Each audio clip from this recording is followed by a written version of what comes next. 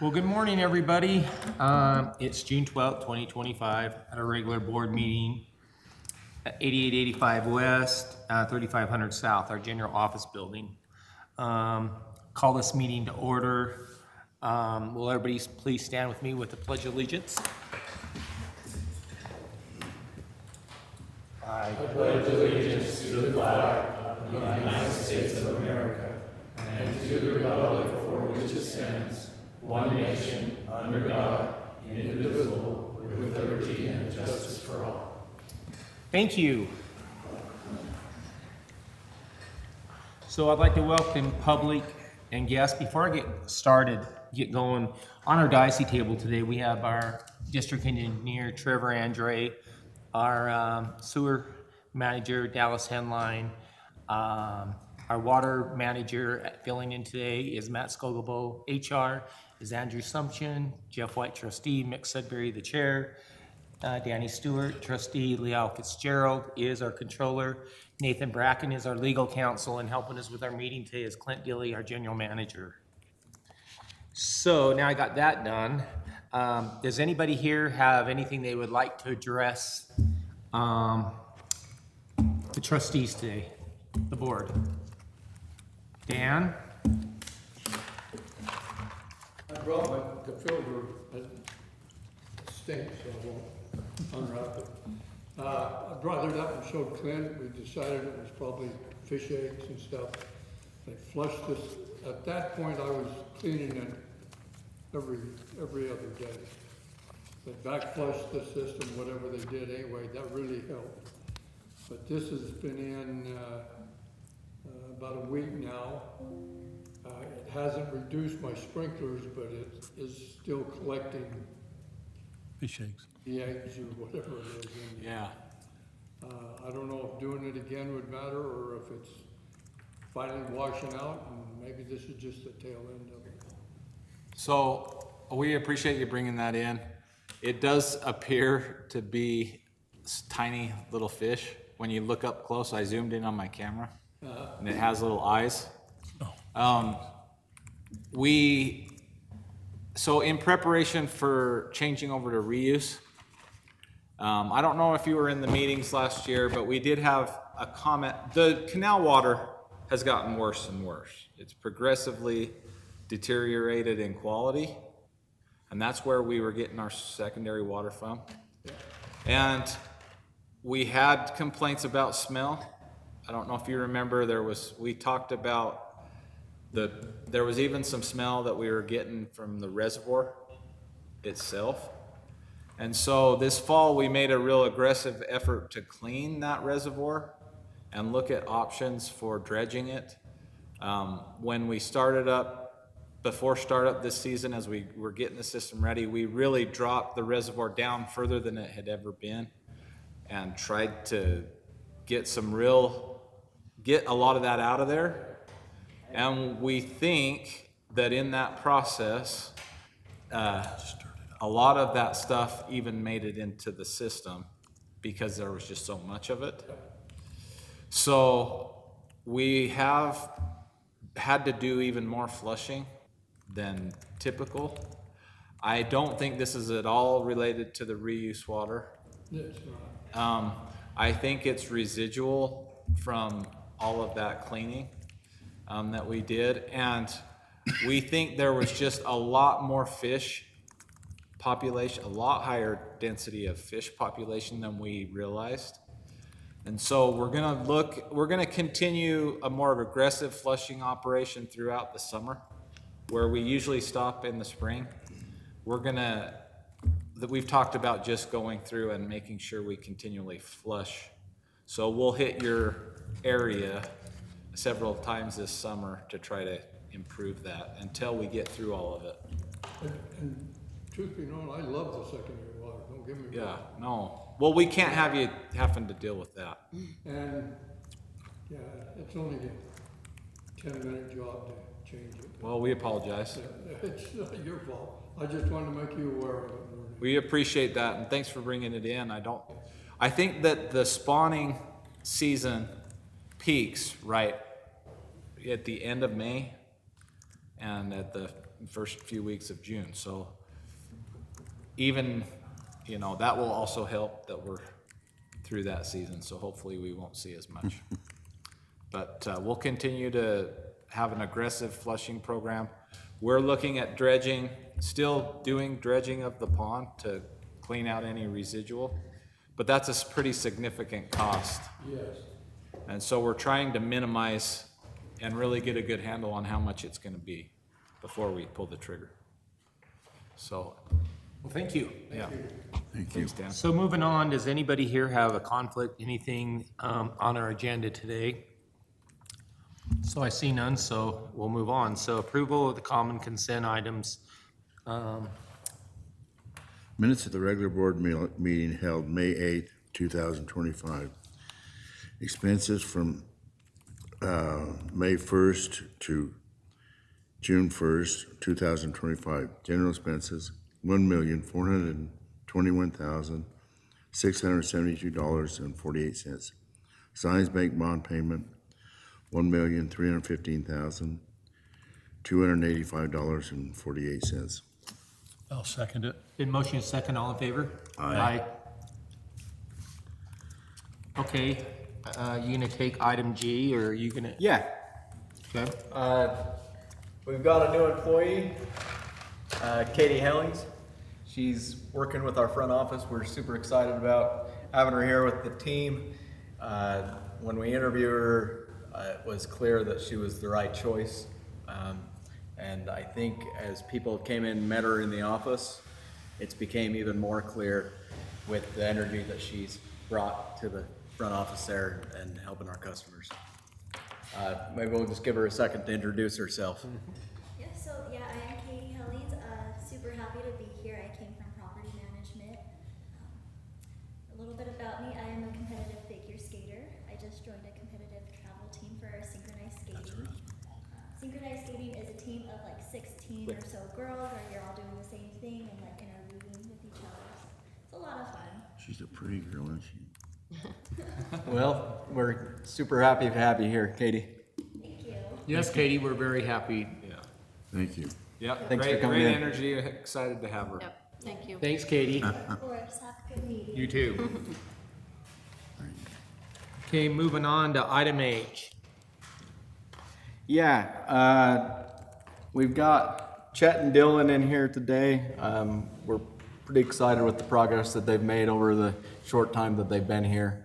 Maybe I'll let Dallas talk a little bit about how monumental this last one is. Sure. So Chet and Dylan recently both passed their grade 4 wastewater treatment. That's the highest exam you can get as far as the job that they're required to do. It's hard to calculate the amount of work that it took for these guys to get there. I probably watched them do 40 hours of math. And then just the study time. It's not uncommon for me to visit a job site and you roll up on the crew and they're talking about last night's basketball game or lunch. And you roll up on these guys and they're talking about chemical dosing rates for belt filter presses or torque alarms on rotating biological contactors.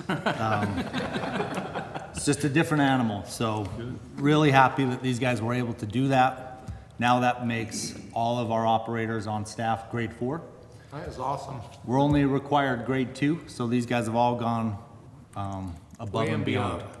So thank you very much, gentlemen. Thanks, guys. Yeah, thank you. Shout out Dallas, he taught us most of it. Without him, there's a zero. Yeah, don't be bragging him up. We're here. We're here to brag you guys up. How much work he put in to help us. No, I'm just Crazy kidding. too. Without him, we would have never gotten this stuff. Well, that is awesome. Yeah. Very impressed down there with you guys, because like I said, I've been down and visited a few times, and very team-oriented, very, very impressive. Place looks nice. Of course, you guys always know when I'm coming, so it's always. But no, honestly, you guys do an awesome job, and congratulations. So there'll be something for you here later. I've already signed it. Okay, thank you. Thanks, guys. Thank you. Thank you.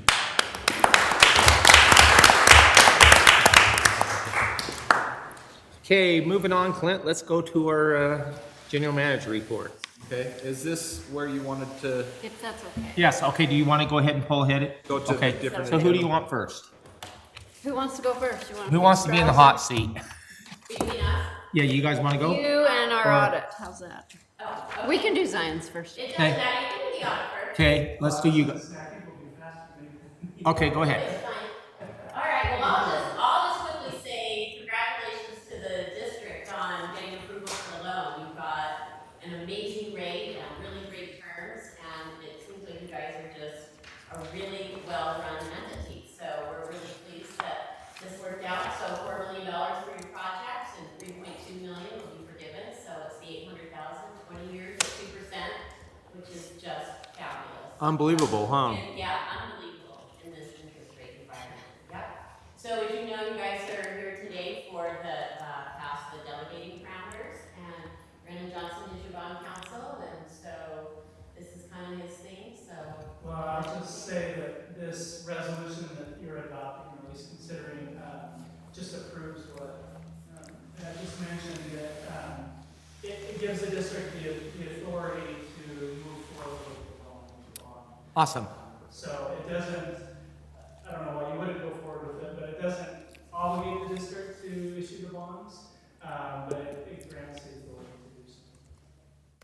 Part of the requirements of the drinking water loan program, right? Exactly. And I guess related to that, there's a couple of notices that are tied to this. One is just a traditional notice of bonds to be issued. It starts a 30-day conference period. It's typical for any bond issued in the state of Utah. There will be a public hearing, I think in next month's meeting, where anyone from the public can come and talk about the bonds or the project related to the bonds. And then the third one that is unique to the state bond is you'll have to send out a notice to all of your users about the hearing, about the bond. Again, amazing terms, so I don't know why anyone would complain that you give the public the opportunity to, not necessarily complain, but to voice be aware. yeah. of what's Right. going on. People don't like to be blindsided. So. Sure. Right, Especially with absolutely. bonding. Especially with bonds. And the state doesn't like it, their bonds are, tied to that, so. Yeah. So just so you know, those notices will be going out, as part of this resolution. Great. Brendan, forgive me. I don't recall doing a public hearing on a revenue bond. Is that? Yeah. That new, or am I just not remembering? Well, new, like. I don't see. And if you did a refinancing, it's not required for that, but it's required both under state law and the state agency, the Okay. drinking water board requires. And that's the notice in Exhibit D of the resolution? Yeah, there's the, Exhibit C is the notice of bonds to be issued, which is just a standard notice that goes, that we issue for any bond issuance. And then Exhibit D is the notice of the public hearing, which we have set for July 10th. What tab's it under? The big difference with the public would be that this type of bond they're not voting on, right? Right, exactly, yeah. Just making them Oblig- aware. GO bond, an they have to opportunity vote ask on. questions. Right. GO, they have to. Yeah. And with the hearing, you could have, 100 people come and say this is a good idea, or you could still move forward, although you also have to share that with the state agency, and they say, well, no one wants this project to do it. But, I don't know why that would happen in this case, but yeah, so the hearing really isn't, it's not a vote, it's just an opportunity for people to voice their concerns or their approval of it, but it doesn't directly affect the ability to continue issuing law. I don't see it. Okay. I just have one request, that we add a resolution number to this resolution. I think it would be 2025-06. Correct. Because we're working on 4 and 5. That would be my only suggested amendment to the resolution, just so it's consistent with their others, and we have a number if we ever. What was that number again? 2025-06. Because we're 2025-06. yeah, because we're going to act on 2 other resolutions that would be 4 and 5. So Right. this would be Yep. 06. And I'll just mention, Alex sent around this calendar of events. Hopefully you guys all got it, and it's not set in stone.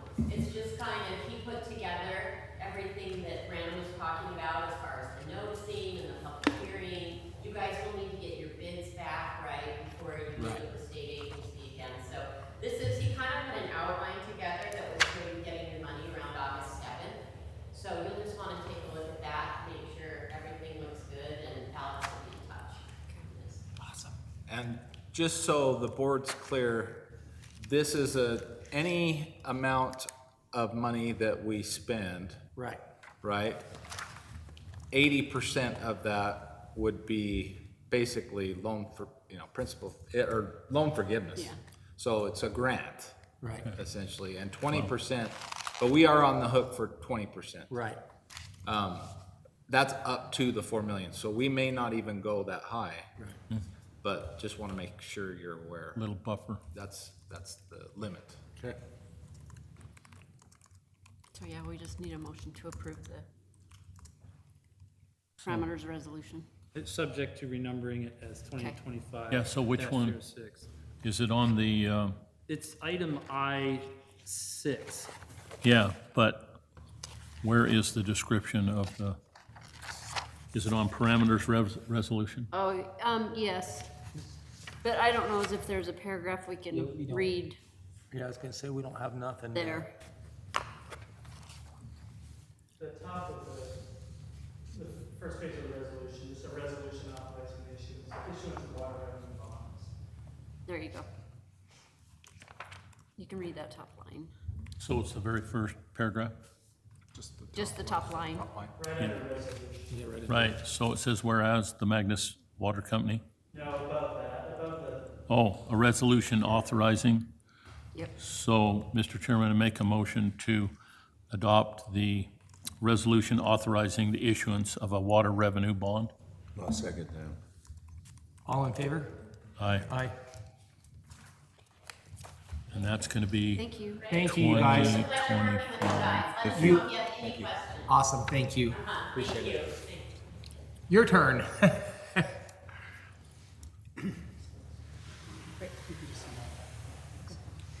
Thank you. Did we vote on that? Sorry. Jeff moved in second. If you work Stewart CPAs, you're contracted to do your audit for this last calendar year. So what I'd like to do is just take a couple of minutes to go through what we do, what our process is, and conclusions that we came to, and how we came to those conclusions. So, in the district, there's really usually three areas that we look at. We want to make sure that financial statements are materially correct and meet accounting standards. We want to make sure that the internal controls are effective and implemented and working. And we want to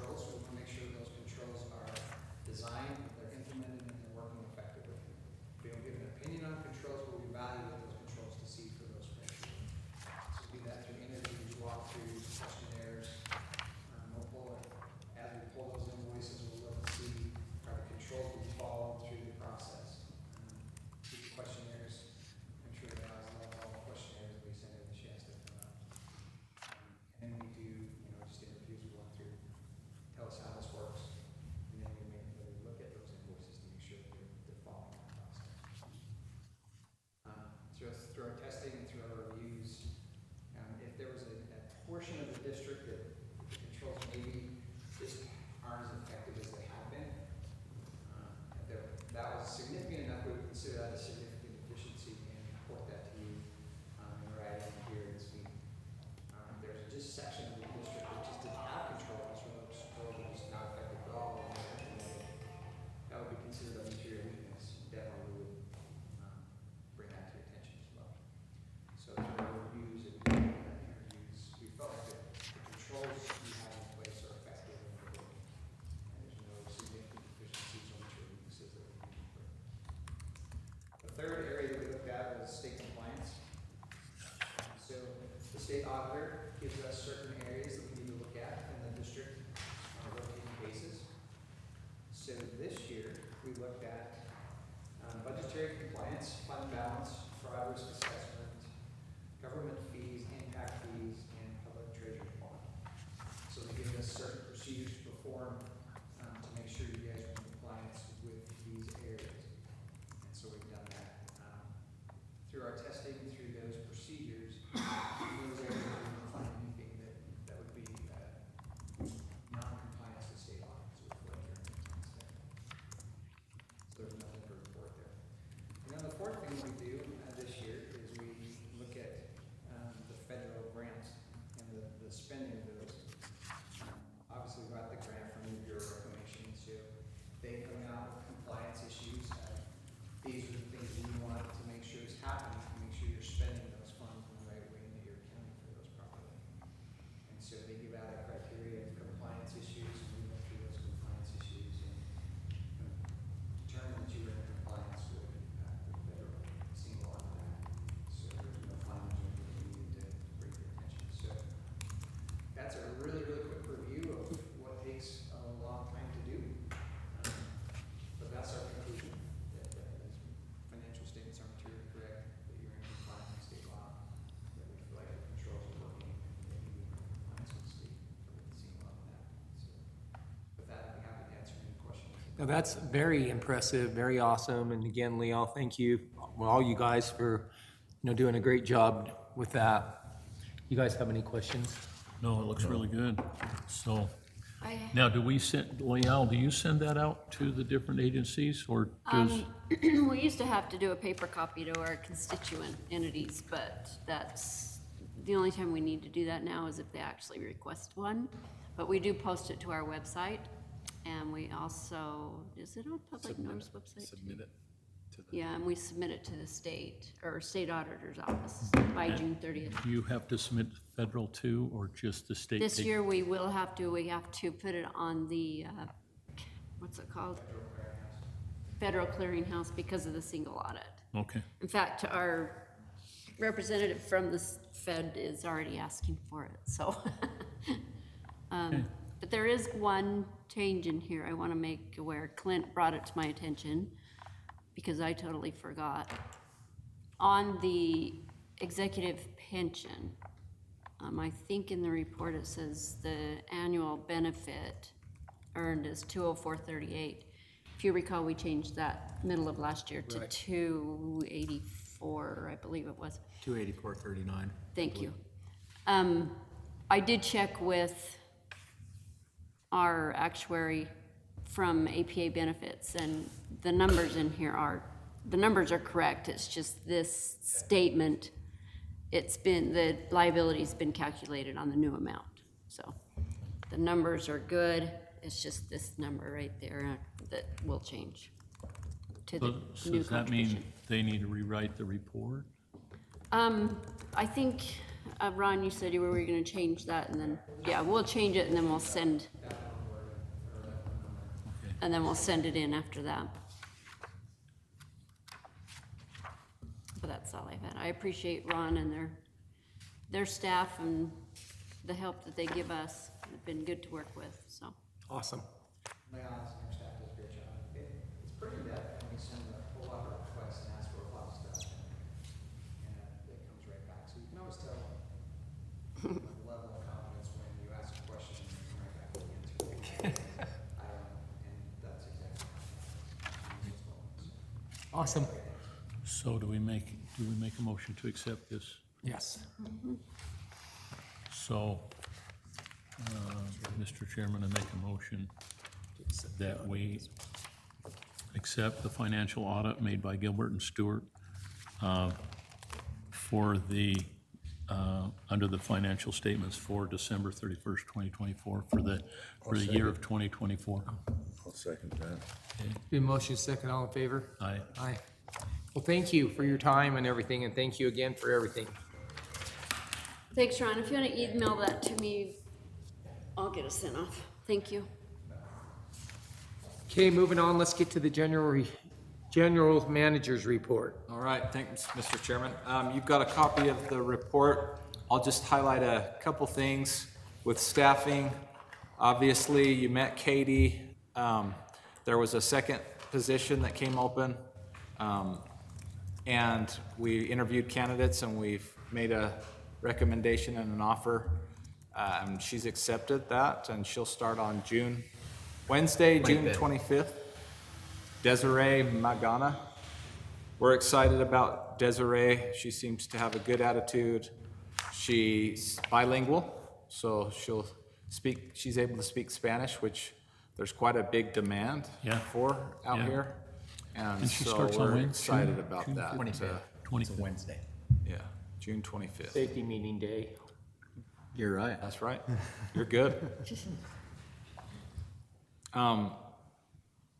Now might be a good time for Leal to also tell you some other things that we put into place to help address that Spanish speaking and the phones system. Yeah, so we had an exit interview with an employee and they kind of put a bug in our ear that it would be nice if we had a phone tree. When somebody calls, you could say press 1 to do this, press 2 to do that. But in talking to the trustees prior years, they were like, no, we want people to answer the phone. So what we did is go ahead and we put the phone tree in, but it's very short. It's got 4 options, that's all. And then there's there's a Spanish speaking sentence that says if you want this menu in Spanish, then you can press 1. So it goes through each option in Spanish too. To assist the Spanish speaking people to make payments, we have an automated payment feature. That's good. So they can go through the menus and make their payments, and that's all in Spanish too. So it took a long time for it to get implemented because our phone number was kind of messed up. It almost took a month, but I'm like, well, if you guys can't figure it out, just give us a new number. So they gave us a new number, and Kim seems to think it's already made a difference. Katie, I said this, I think this morning she said we had 9 automated payments on that system already. Oh, wow. So really hoping that it'll do the job we want it to do, so. We're appreciative of the board supporting that. Hopefully, Yes. if you guys get feedback, let us know if anybody says they don't like it. But we tried to keep it as likely as short as possible. Sure. If they want to talk to someone, they don't have to wait through too many options. They can just push a button. Well, and I think this will be really good too, because, you know, your office staff gets busy, or like right now, we're shorthanded. Yeah. So this works out good, so it can go in, and yeah, and we do have an option, if they want to talk to someone live, you just push a button and talk to one of the office people, correct? Definitely. Because I think that's one of the things that the board wants to make Yeah. sure that we, In fact, 3 out of the 4, if they push the button, it comes in. okay, We might have different subjects, but it does the same thing. awesome, good deal. That's good to know. So we're up and running there, perfect. Yep. On the water operation side, there are 2 positions that we're looking to fill. Had some interviews already and some more candidates that we're looking at interviewing, but should be able to move forward, we're thinking pretty soon, right? Yeah, we had 2 candidates come in yesterday, both with prior construction experience. Nice. But my concern about that, I'm gonna voice my opinion here, as I hope we're not getting other people's bad habits. Yeah. We had that discussion, the board didn't want to do that. Yeah, So I'm just saying, I agree. We don't want to go that route. We've been that route a lot, and we'll talk about it more in close today, but So, and then we've got another candidate coming in on Monday morning. Yeah. one of my deals is I like to hire people that are locally from our area, if possible. I believe both of these two that we interviewed yesterday are Magna residents. Okay, And I think the third is as well. okay. Okay. On operations, water side, just wanted to highlight that GE's been out at the plant. Matt, you want to kind of tell them what's going on with GE? So it's Veolia now. Yeah, that's right. I keep thinking Now, but Veolia. yeah, so they come out last week and they do like a yearly preventive maintenance, go through, make sure the stacks are performing the way they're supposed to, and make sure me and Ed are doing what we're supposed to as far as keeping track of everything. And so he'll send in a full report that I should see probably next week or so that says everything that what happens, and I'll forward that to Steve if I see it. And I don't know, bring up now or Yeah, or the news. the new stacks were. So on Tuesday, we're supposed to have our 8 new stacks show up. Wow. So that was a quicker turnaround than it was the first time last year. So yeah, Tuesday they should be showing up and give us something. We have room for 3 more stacks? Well, what we're doing is we're replacing the first stage. There's 2 stages, and we're going through kind of the life expectancy of the membranes on the first stage because they take the brunt of the everything. So we done the first stage of 1 unit last during the winter, and so this will be a first stage of another unit. And we'll continue to do the first stages of all 4 Of all- trains. all 4. Yeah. And Does the new upgrade give us any more capacity? not really. Okay. Because if we'd done the second stages too, it would, but our concentrate pumps and piping, everything was, Okay. Limited. yeah, we're It's- limited on that. Our feed pumps are pushed at the full capacity right now, basically. In the future, if we wanted to add any stacks, Matt, can we add any?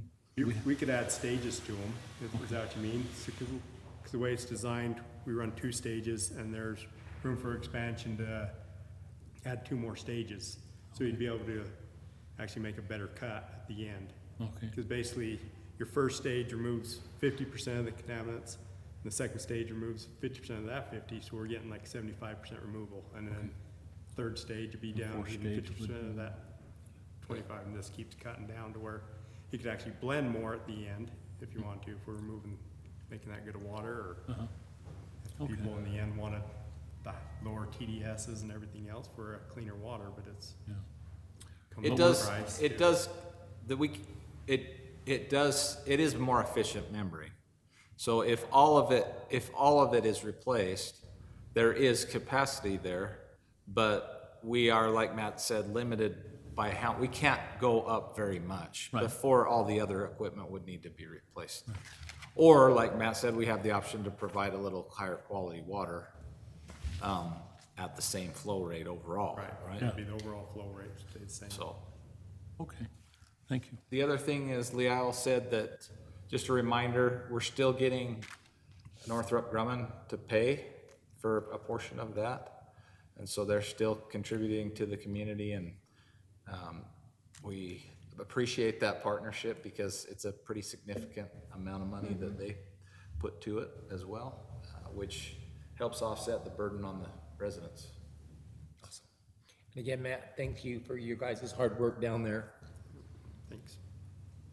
On the wastewater side, just wanted to highlight that you maybe saw the collections crew did the potholing in SR 201 to confirm that UDOT fiber line. They completed that. Do you want to talk about the outcome of that, where we're at on? Yeah, that status? they located it really easy. It was a blue staked well. It was about 6.5 feet deep, which is good for our situation, as that makes that a possible. It's either that location where we potholed or basically 1,000 feet further to the east is kind of where we're looking at. And so with that being at that depth, it makes that a viable location, which saves roughly 1,000 feet of boring to relocate that. So it was great. Clint and his crew did really, really good. It was a safe work environment, got it done quick and out of there, so. Now, we submit that information back to the state. To UDOT, yeah, UDOT. and we're in discussions with them. I'll also highlight, if you haven't been down there, they've done a lot of work making some additional parking area north of the admin building with some asphalt chips. Where Steve had talked about the pond, Yeah. remember? In that area. So if you get a chance to go down, we are having trouble with the little varmint down there popping his head up through the asphalt chips. Right. What do they do? Probably several of them, huh? Got, What are they, just puck up? basically leveled out a parking lot, but the gophers keep popping up through the asphalt. Oh, so, He's gonna set some traps, huh? well, good luck. What we do now, Steve Regan has some gopher poison. And what you do is, when you find a gopher hole, you bore a hole down and you dispense this strychnine grain down there, and it gets rid of the gophers. We've tried trapping, we've tried gassing, we've tried everything. This seems to work the best. Okay. It's very inexpensive. You have to buy a 50-pound bag, and then you just take a drill and bore a hole in, and then it has a dispenser you put in there, and it just puts, and they go for it. They go for that strychnine soap grain. This is of all of the places you put asphalt chips down there, we haven't had problems, have we? No. This is kind of unique for us down there, but yeah, it's all, I mean, they popped up all over. Yeah. So we'll work through that. You just get them in there, you just get that bait in the tunnel, and they're gone within a week. Good deal. On the office side, just to highlight, Trevor met with the landscape architect to talk about the conservation garden. They're gonna follow up with a walkthrough and then put together a scope for us to move forward with that.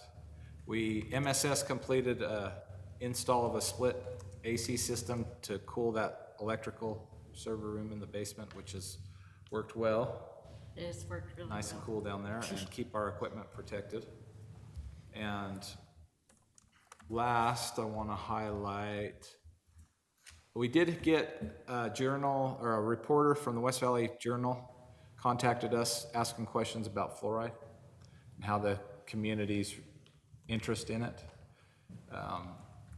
Seems, after talking with them, we only had a few questions on it. And it sounds like the other districts are in a similar situation. So I think that all of the news media around fluoride probably answered quite a few of the public's questions. But I told them we did send out a flyer.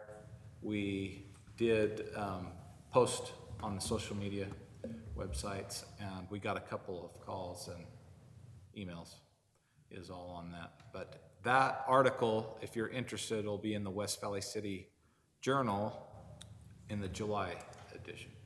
So,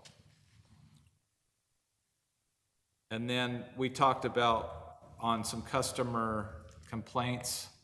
We had Dan on the filter over off 35th. We had another customer over by the school that's had it plugged again along 35th a couple times, and then there was one over further down, right? Yeah, it's further, right off. Further east, Yeah, below like Matheson.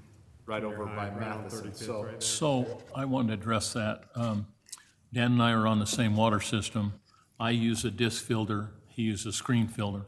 I haven't had any problem at all. There seems to be more surface area on a disc filter. But on commercial properties or ballparks, to make them, the newest system out is the mini, what's it called? Anyway, they make an automatic cleaning system that's all self. You just put batteries in it and it's all self-cleaning. And that seems to be the choice, and they use a screen on that one. But as it starts to get plugged, it cleans itself. Nobody has to go out there and do anything. It measures the differential and then it cleans itself. Mine is a disc filter. And it's not that expensive. It's like I think for a 2-inch, like on a ballpark, it's about $2,100. And it doesn't require any maintenance or anything on it, just cleans itself. But the disc filters, you have to take them apart. So I buy an extra one, so I just swap them out. Yeah, because it's a little more time consuming. But I get a lot more capacity on the disc filter for residential than the screen, so. I think that's something that we can look at in the details. I know that's customer side, but, you know, it's always a good idea to have one, right? So, Yeah, that, I've always used I think it's Amada?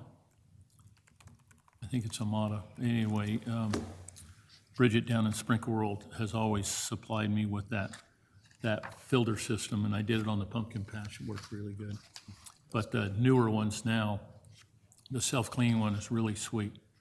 Okay. And so, yeah, we'll look into that.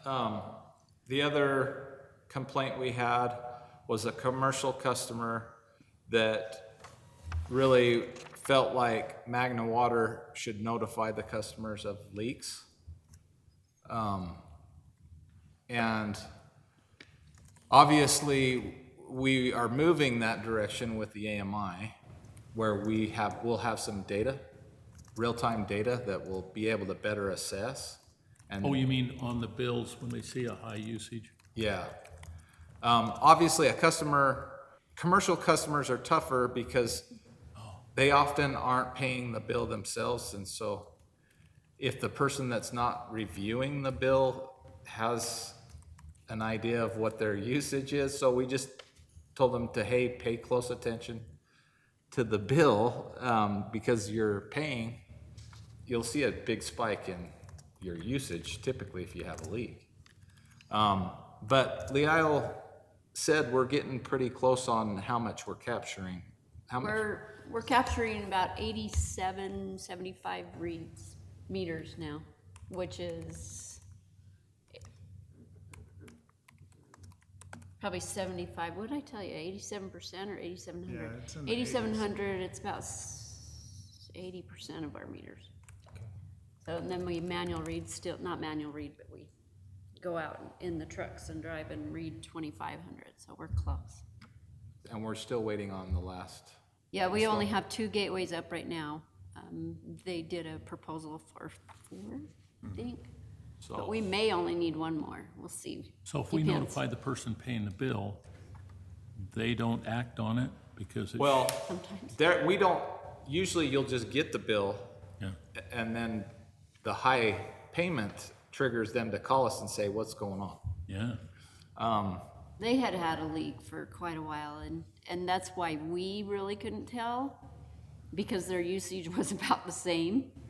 But it was high. But as a commercial, we don't know what they're using. We don't know what they're doing out there. So It it makes didn't it a little more seem alarming to us until they called. So how do we educate our residents? There's people out there watering in the middle of the day or in the evening, and the most effective time, if you talk to any sprinkler place, is early in the morning when it's had all night to cool. Yeah. And you get more effective use of the water. How do we convey that? We could do more messaging. It does seem like some information, maybe we're trying to do too much at a time. We could try a more one theme message. We did send out a flyer that told them to recommended not watering between 10 and 6. But we could do something more targeted and say, hey, this is the best time to water. There is a little bit of a concern that if we get everybody watering at the same time, There's all the pressure. that jump spikes, you know, our peak. Well, they can do anything after midnight to Yeah. 6 in the morning. Yeah. But I think, I've never seen a pressure problem, but we need to educate them very simply. I think, like you said, maybe if you want to utilize your water better and not use so much, do it when the ground is the coolest and not in the middle of the day when the sun's shining. Yeah. It's a vast. And of course, I think most people probably have that sense, but it's just when when it's most convenient for them and they can do it, you know? Well, I caught some people doing it in the evening, and they thought they had to do it manually. Somebody had to show them how to set the clock up, so it would do it early in the morning. I'm sure there's all kinds of reasons, but yeah. And some people like to see the sprinklers going. I Exactly. said, well, then do it at 6. Well, I'm not up at 6. I said, but when you tell them that it's the best use, the most use of water, they'll use less. I think it might help. Yeah. Okay. You don't tell them to conserve, you just say, your water is best used when you do it early in the morning. I think it would be better, but. That sounds good. We'll put something together. And that's my report unless the board has. So I have a question for you. So, you know, this new system that we're using, so if we have a main light break, it, you know, notifies the people in the area, right, for the The Yopify. Yopify. We send So what do we do on a weekend deal? We have a main line break on a weekend, it shuts down the system because We aren't manning that currently. That's something we need to figure out how to do that, because Yeah. if we do have a main line break on the weekend, I don't want my phone to keep ringing. Yeah, And I think either need to learn how the lead man, or the guy on call needs to learn how to run that, to put that on, to notify the people in that area that we got a main line break. Yeah, like if he could dial in a number that would trigger that. Yeah, it's a little bit more complicated than that. We've talked about whether we create an on-call for the office or somebody to be able to do that side of it. It's really two different skill sets. We could try it with the online operator, but they've often got so many things when they get a call out on a break that by the time that they're able to do that, you know, maybe the notice is past when it would be really helpful. But we recognize that would be an issue, and we'll make sure think to, we can now that we have some experience further with it. into it, yeah. Yeah, now that we have some experience with the Yopify and more of the challenges that come up, I think we can put something together for the board. Well, yeah, to because, consider. or we need to figure out how to do it, because, Yeah. like I said, when we have a main line break on the weekend, we're only answering it on the weekdays, and on the weekends, we're not doing nothing about it. I mean, we need to see if we can get past that. Okay, I think that's good. Good comment. We'll work on it. Okay, let's move on to our engineering report, right? Okay, thanks, Board and Chair. A few of these items, we've got other agenda items for them, so we'll cover them there, but just updates, the influent pump station is moving along well. We'll start to see some of that vertical block on the grit building. Still pouring a lot of concrete on the pump station. There's a kind of a slope section that's been real interesting to see how they form that up and get the bar in there and that pour done. So some really neat construction going on out there if you want to stop by and look. Let's see, our Haynes well number 8. We had some good discussions with the EPA, going back and forth with them. We plan to turn back into them this week, which it should cover everything, and then we'll be able to apply soon, which means that then we can move forward with bidding on that fairly quickly. Haynes 7, that's an agenda item for that rehab. We discussed project 1B, the fiber conflict. The open cut portion, they got delayed on raising manholes and striping that. So that looks to be probably this coming week, next week for that work. And then, let's see, Westside Collection Phase 2, just in design, working through that. And the Zone 3 reservoir, we've got that as an agenda item as well. Trevor, when does 8,000 going down the sewer plant, when does that road open? Yeah, so that's where they still have to raise the manholes, coat the manholes, and stripe it. And that, they were scheduled to do that at the end of last week and got delayed on that. So we're. Is the county doing that or a contractor? Yeah, our contractor, BD Bush, but the road closure remains until those items are done. Right. And so, Should be in the next couple of weeks. it should be next week, is what we're hearing now, so.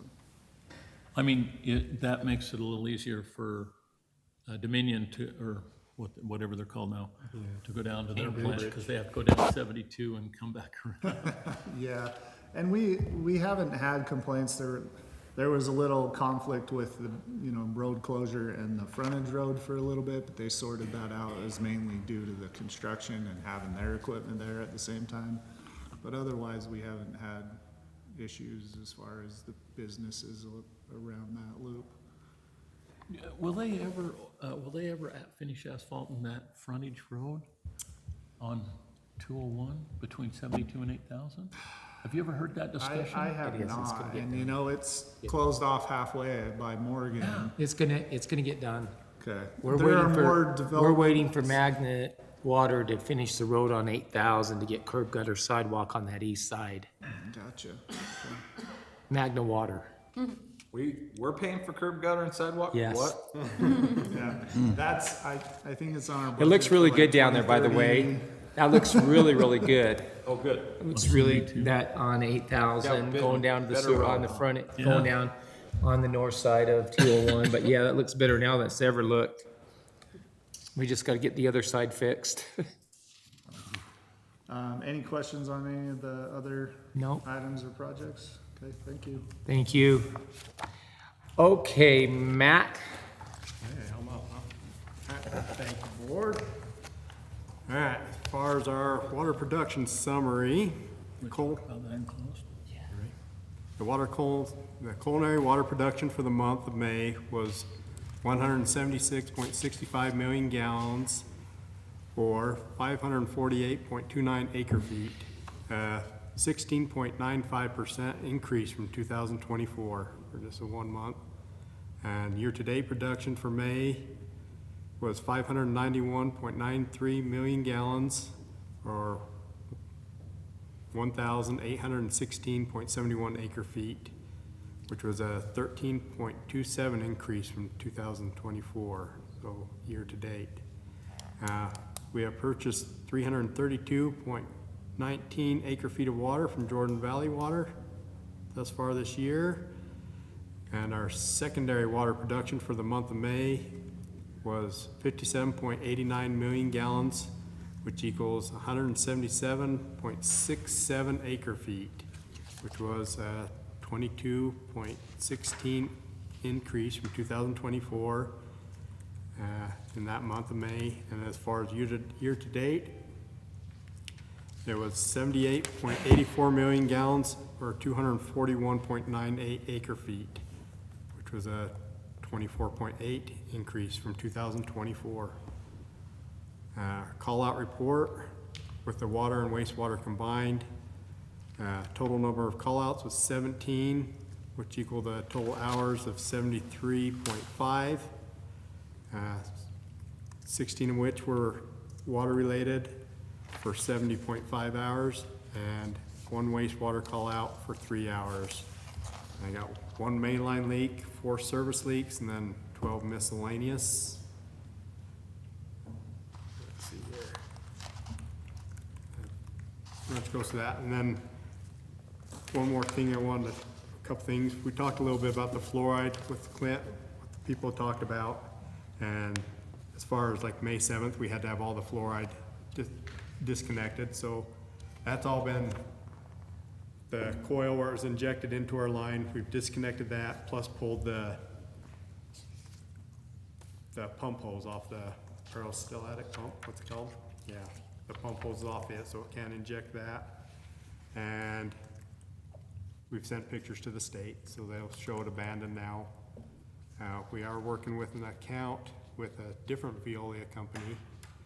They are gonna come out and dispose of the 300 gallons of fluoride we have left. I was just gonna ask you that. We have about 300 gallons left, and then they're gonna flush and neutralize all of our tanks at the EDR, the day tank and bulk tank, and then we have the old abandoned fluoride buildings at Barton and Haynes, which have been abandoned for 15 years now. They're also gonna flush them and make sure they're safe, and then we can dispose of them tanks. So we'll be able to use them different buildings for something else, for storage or something at that point.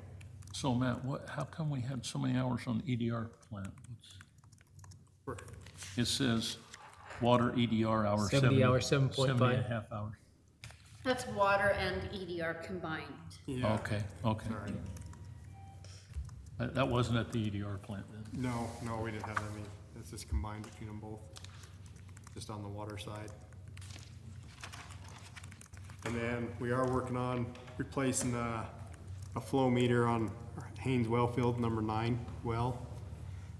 We ran it for, I think, April and pretty much month of April, and we were having, last month we had some discrepancies in what we were flowing.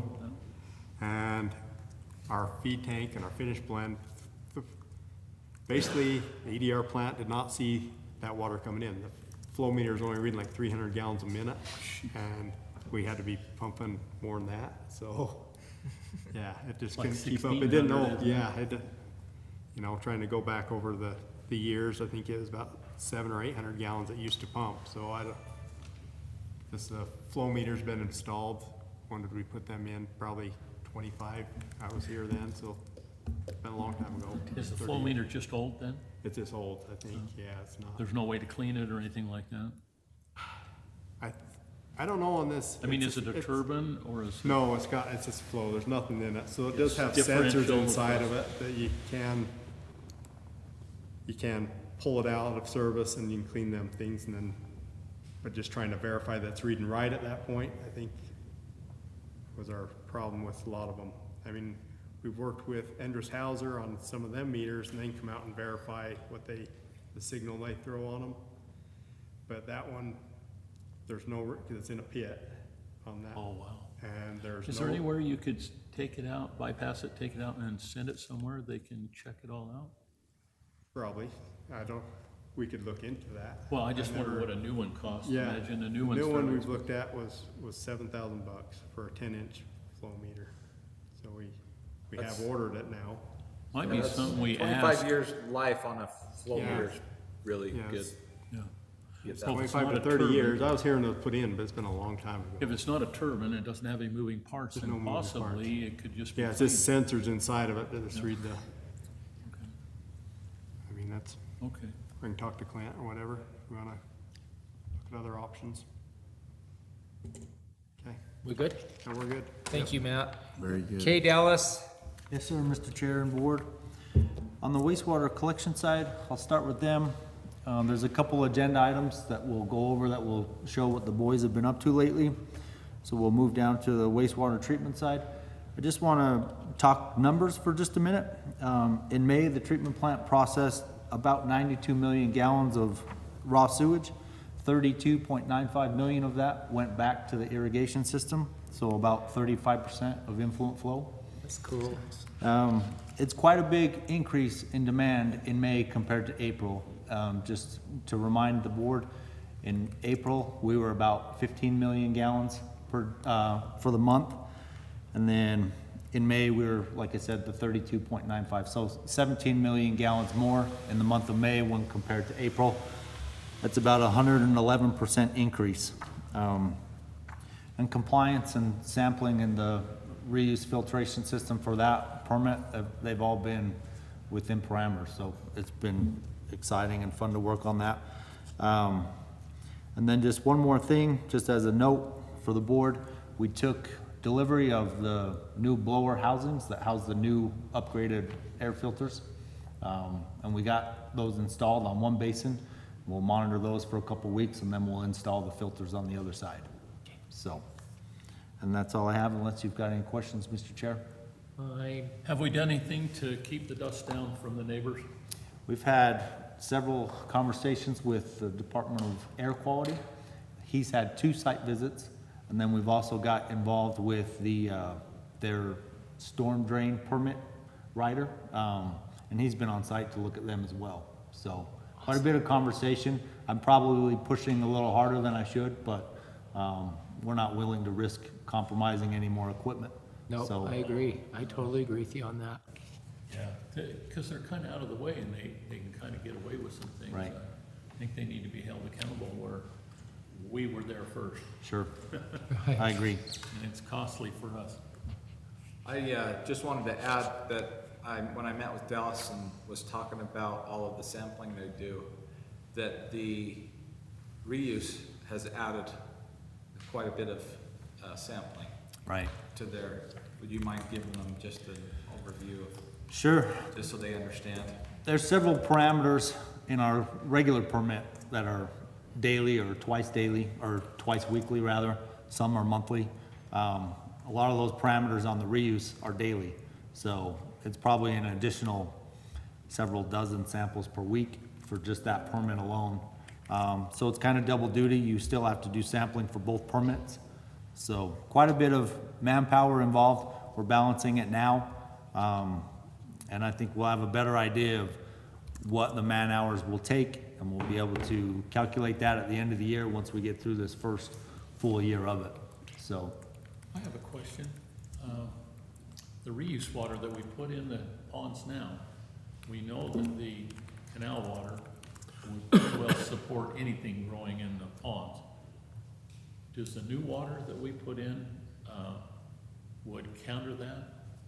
It won't promote growth in the ponds, or, because we have to add a little bit of chlorine and stuff in there, don't we? there's a minimum level of chlorine that it's gotta have in it to leave the facility. Yeah, so after it leaves the contact basin, it still has residual chlorine. And we did a shot of chlorine at 2 parts per million. And then measured at the reservoir, and there was still a little residual. So as it hits the reservoir, there is some residual chlorine. Right. But it's being dissipated, and it will help. I don't know for sure if it would mitigate Well, I'm any just worried growth. that there's so many organics in the canal water, it pretty well supports any organic growth in there. Yeah. But I think we're going the other way now that we have clean secondary water, we're not promoting No. organic growth in the, Wouldn't think so. It's definitely not increasing it, I don't believe.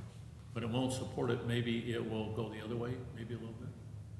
And we have the ability to dose chlorine there, like we It did. will have some phosphorus in it, right? It's still gonna have a minimum amount of phosphorus, but I don't know if it would encourage or eliminate any biological growth. I just know that ditch water will promote anything Sure. growing, nasty stuff. Well, I have 2 samples still in my office. Yeah. One was just, straight off the contact basin essentially, and one was canal. Oh, And they were both sealed, so they don't have like atmospheric influence. And the canal water almost grew immediately, and the reuse water is essentially still as clear as it was. I'll be darned. So, I think you could call If that that a says ditch. anything. You could call that canal a ditch out there, and you put oxygen in it, you could probably have, you could probably have a lot of gassing going off, and feeding the bacteria in that thing. I don't know. Okay. Okay, thank you, Dallas. Kaylee, Thank you. We are in compliance. The ones I've highlighted this month is just ones we basically are doing this in this meeting, so we'll have our audit report filed by the end of this month. That'll be done, and then the next one I have highlighted is on the second page. It's our to publish our CCR report. That's due every July 1st, and Joel has helped us write that, and it's on the board agenda to approve so that we can get it out by July 1st. The blue one is the grandma training requirement, and last month Mandy reported that it was gonna be taken by the end of that month, and I just wanted to tell you it was done. So we are certified as far as the grandma certification now. awesome. Yeah, and then the only reason I have the other one highlighted, it's public tax increase hearing. We don't have one coming up, but it's kind of like a bug. I think we need to look at that as part of our, funding and financing for projects and keeping us When was in the the last, black. when was the last time? It's been I 7 believe years? it was, I want to say 18. So maybe have one for educational purpose? No, we just need to think about possibly next year having a tax increase. or the And following. special districts have to have a decision made whether we are or aren't going to raise taxes, because if we do raise taxes, the advertising period starts in October, the year before. Yeah, So say we were gonna raise it in '26, right, by October, we have to know what we're doing so that we can send out okay. parcel-specific notifications. When will we know? Will we know before October? Well, I think that's a decision that is helpful more when we have Yeah. the results of the master planning. So I think we're a little premature. Sure. But I'm just I saying, think we need to be able to tell you before October. Well, Yeah. we've always said that we need to alert or notify the public that if it's gonna be in '26, we need to Give them a heads Yeah, up. start explaining to people and stuff. It goes a lot better. yeah. I mean, our last increase was only $3.90 or something, and you thought it was $100 a month. Yeah. Yeah, I mean, we only had maybe 8 or 10 people, well, I take it back, we only had about 3 people complain about the $4 increase.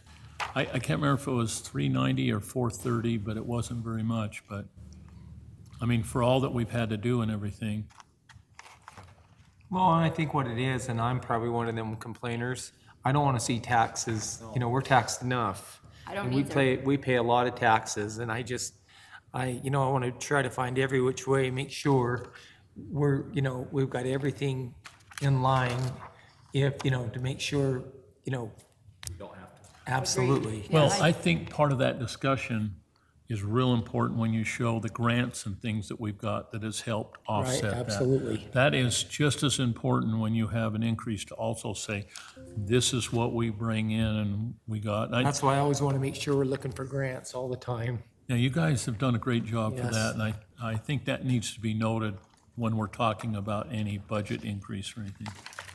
so just to clarify, there is no hearing, that was just to put a Okay, thought in your head. okay, And that's all I have. okay, thank you. Okay, Andrew? Thanks, Board and Chair. First thing, we can report that our newest retiree's enjoying retirement. He called me at 10:03 today. He completely forgot that there was a board meeting. Said, well, we'll have to talk to you after, Raymond. So he's completely retired now? I mean, Yeah, good for him. so he's enjoying it. We've been real busy with a lot of safety trainings. I attended AWWA's safety committee. We went and toured the Deer Valley intake structure that they bored through the mountain, and we learned about that. We're focusing this month on the heavy equipment safety.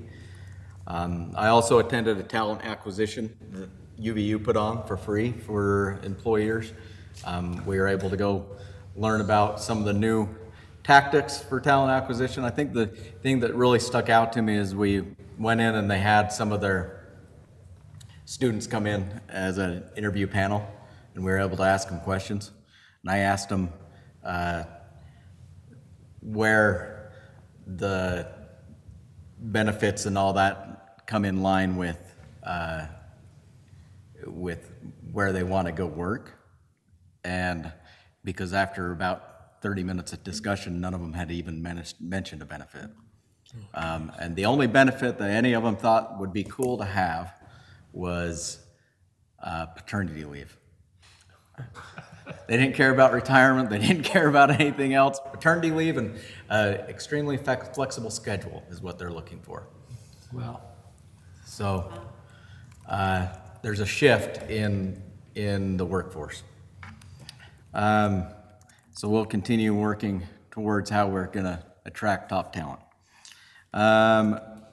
We're going along more with some of the training. Matt and some others attended traffic control training end of the last month. I think that went well. We're going to start filtering all of our employees through that. I think it's a good training to have. It protects our employees, it protects the district.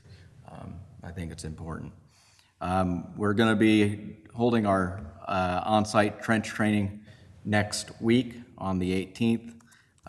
Steve and Dallas, myself, and Chris will be doing that. We have our annual sexual harassment training coming up on the 26th. So we'll be getting that taken care of for compliance. Are you having that here? Yes, we'll be having that here. What time is that? It's just our normal safety meeting, Okay. the 25th, not 26th, 25th at 8:30 a.m. Okay. So we'll be holding that. And then the other thing of note, I've got some preliminary numbers back from LHM on the vehicles that we've been discussing. The nuts and bolts of it, based on what we owe, what they've offered on those vehicles, and what it's looking like they're gonna want for their vehicles, we would have a $18,500 shortfall. That's before we've done any negotiation. I just wanted to get the board's input on if the board wants me to continue talks and see if we can get that back down to If they get it down to 0, I'm all game for it. So. But I'm so- not, so I'm not push- for, I'm so- not for an $18,000, Shortfall. shortfall. So I'll call and I'll lean on them, tell them that we're at the 0 number. We'll start working on things. Okay. So I'll get a hold of them. What do you guys think, Jeff? That's on 5 vehicles total. Yeah. Yeah, I think that'd be good.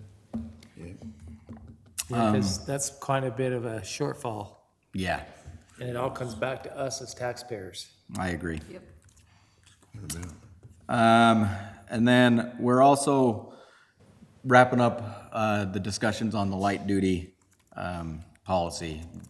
Nathan, myself, and Katie have been meeting on that, and we're just running through the last little bit of some regulation checks to make sure that it's all falling in line with So ADA. I'd like you to bring that back to the board so we can review it. Yeah, we'll bring it, we're hoping to have it ready for review next month. One of the things that I would like to mention is anytime you guys put something out there, you guys need to bring it back to us to look at it. No. So we can Yeah, actually. Yeah, if we're gonna make a change to the AR&Rs. That we'll or definitely have anything that we're putting out there into the public, we as the board, at the end of the day, is liable for anything that goes out. So we need to see what we're putting out there so we can say yay or nay. Yeah, So- this so will be it's an agenda item that we come for approval. We have a draft, but it would be an amendment to the AR and Rs. Right. And so you would have to approve it for it to Right. become effective. So we just have a couple things. I drafted this about 2 months ago, and we've just been working on some of the nuances. And so the intent is to bring you a resolution that would amend the AR and Rs to include this as a subsection at your next meeting. So my thought with that is that it would just be included in the board packet. But Okay. if you want, we can send you a No, that's fine. draft I'm before. good with the board packard. I think that would work, but No, this isn't going to, when we talked about this initially, we talked about maybe being some sort of a policy, but I think it's just best to put it in the AR and Rs because there are other HR procedures. Right. And that's what we're trying to that's make what we sure. really wanted anyhow. so. Yeah, we're trying to make sure that this is consistent with some of our other leave policies in the AR and Rs. Okay. So one of the questions, Andrew, I want to ask, have we ever, like on our safety training and have we ever like had a survey with our employees to see what they think of our safety training program? To kind of do we get any feedback from, input from our employees? We on- have asked periodically what people think would be important to talk about, but I haven't done a survey that I've passed around. I would like to have something go out and just ask our employees what they think of our safety training, what they like, what they don't like. And just get a feedback because we might be focusing on things that is important to us. And, they're gonna say, no, it ain't important to them, but it is because it's our safety training program. But I think they need to have some input too. Yeah, most of the stuff that I try and focus on is the OSHA required things, but we can definitely have that. And, conversation. because like I said, at the end of the day, that's our asset is our employees. Yeah. If I may, Mr. Chair? Yes. Over the last couple of years, when we've been doing our quarterly goal check-ins, we ask each of the operators, hey, is there any part about your job where you think you need more training? Or specifically, is there any safety aspect that you think we need to focus on? So they have an idea. Okay. But I agree with you, maybe some type of formal, And I don't know how many of them will respond to us, you know what I mean? They may not, because they, you know, people, It's just a good Geiger counter Yeah, to tell. we can put out some feelers on it, for sure. and one of the other questions I've asked Andrew to check into, and I'm guilty because I haven't had time to go with him, but I really think the shirts that we have are really heavy. They don't vent. I couldn't wear one of them shirts myself, I think. And so I've asked Andrew, let's go to Carhartt. Let's look at a casual shirt for the summer, maybe a long sleeve, or, you know, get a couple. I know it's gonna come with a cost, but when you're working out there with that heat in the summertime, I mean, there's no ventilation with them. I mean, there's just, it's like a wall. Yeah, and they last a long time, but they're hot. And I've had complaints that the service that we use, the clothes come back dirty. So I don't know where we're at on that. I have weekly conversations with the manager. I think there's some employees that come back with that comment. Other departments haven't had any issues with it. Right now I've got them, some of them were having wrinkles. I've got them pressing I've got them pressing their shirts. So they'll before they stand come. up, right? Yeah. Well, if we got something that was cooler, I don't think it would. Well, I agree, and you know what, and the guys didn't bring this to me, I'm the one that's seen it, and it's like, no, this, I mean, they're just the shirts, I mean, if we can get a nice t-shirt or a nice whatever with our logo, we've got our breathe-through vest that Yeah. we try to get away from the vest and go to this, but these shirts don't breathe. I was feeling one of them today when one of the guys were in here today, and it's like, wow. Yeah, and we're doing some research on how that would go as far as laundering and things And like I that. know as we've well. been through this 100 times, and I'll take the fault for it all, but we just need to make sure that we have our guys in some stuff that they can work in, and that's comfortable. It won't last very long. I mean, we might have to buy Well, one and in mid-year. and that's fine too, like getting 3 or 4 t-shirts and. The shirts that people use from Carhartt, I don't think they make a cool one. they're saying that you can get 18 months to 3 years out of them. I think that's probably a bit of a stretch. Cost wise, they're gonna be around $21 a t-shirt. These are the shirts that they have. It's just a regular cotton t-shirt with a pocket. Okay. I don't know if a t-shirt will hold up. I'm just thinking a button down that has pockets that is a little cooler. Yeah, we can look into those as well. So the ones I've seen the guys have, shirts, I Matt, wear them were all. heavier than what you wear, right? So either have this style or they have the bright yellow with like the Well, what about the gray one? gray ones were That like, looked real heavy. That's they're just a cotton t-shirt. They're just a cotton t-shirt that we provided Years a ago. year and a half ago, 2 years It ago. looked like a button down, gray button down. We don't have no gray button. Oh, okay. We've either got this or we've got this same style in a darker blue, and then we've got the reflective gear. This, How is that shirt, Matt? Is it hot? It's hot, but I'm inside all the time too. Right, so right, it's- right. Yeah. It'd be terrible outside. Say if I was outside, I'd have to wear a vest over the top of it. And, Oh, wow. That would be hot. so, I think that's why the guys went with the yellow ones, reflective. And Yeah. they do So- say they don't breathe. we're continue to look for our best options. Yeah, we'll get there. We will. That's it for me. Okay, Chair. thank you. Let's move on to water and sewer availability. Trevor? Okay, thanks, board and chair. First one up here is, it's called the West Valley Van Trust Industrial.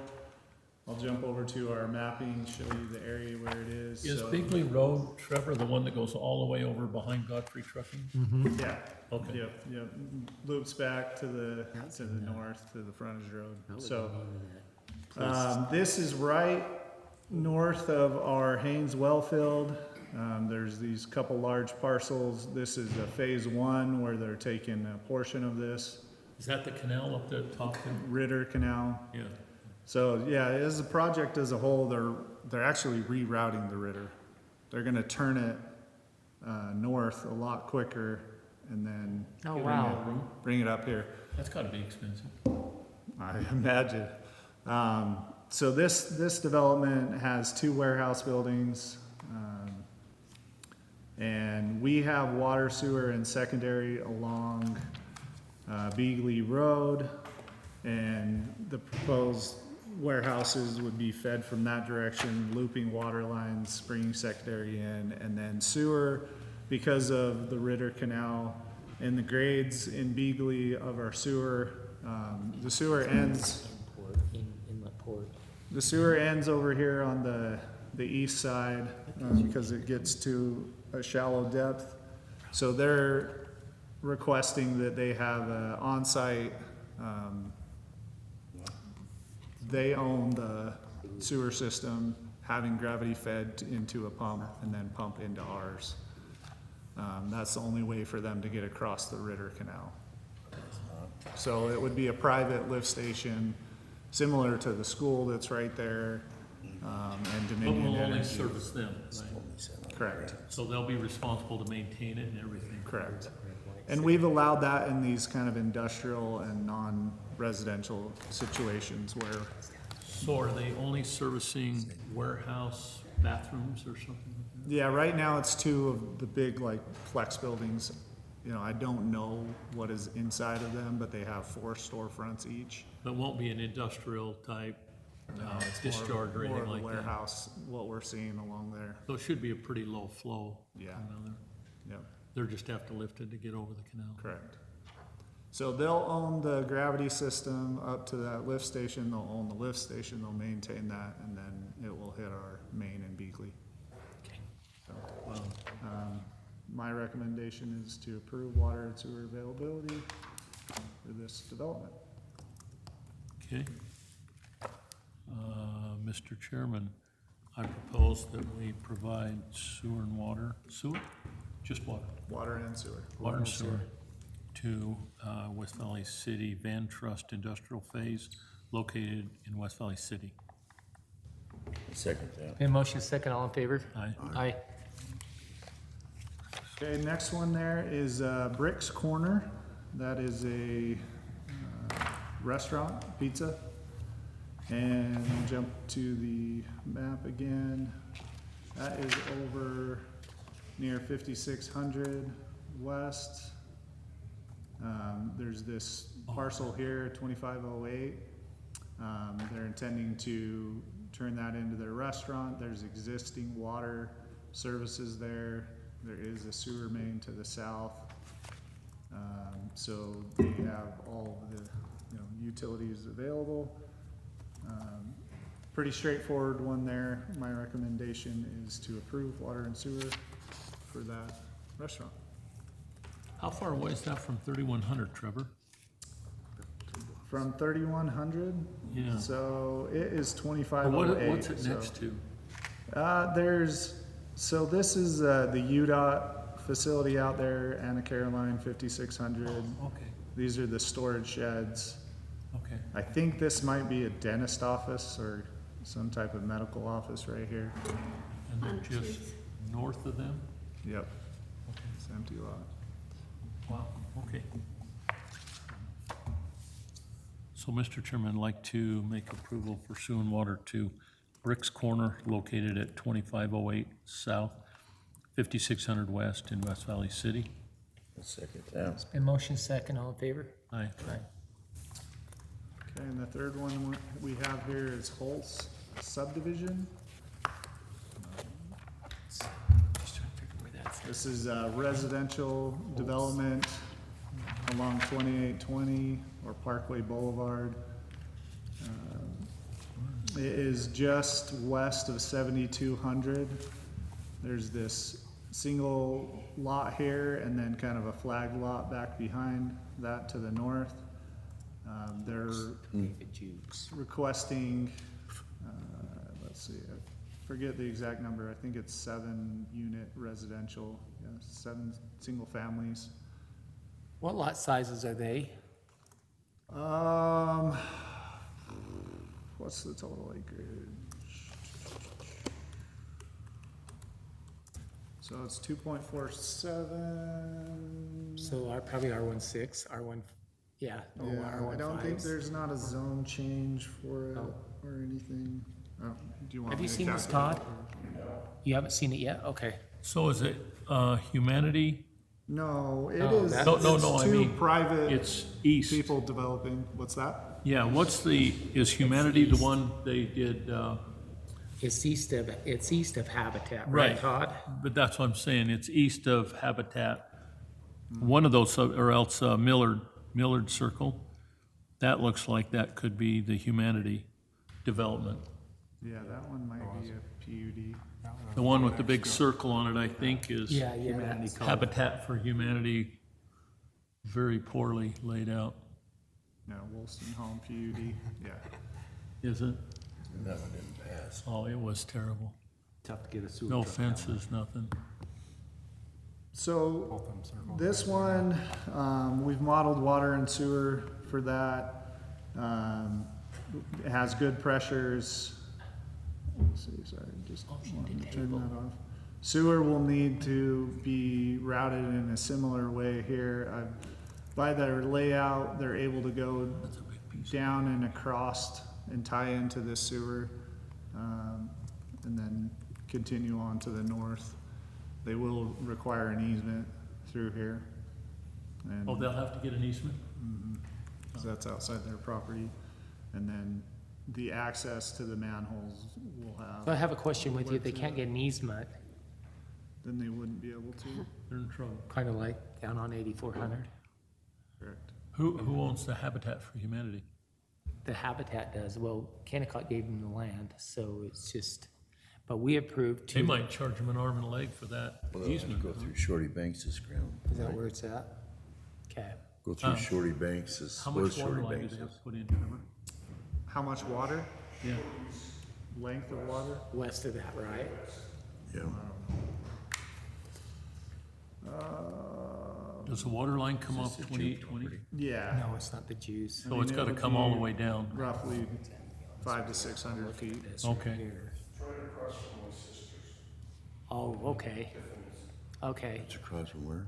Todd's sister's Tiffany's. Yeah.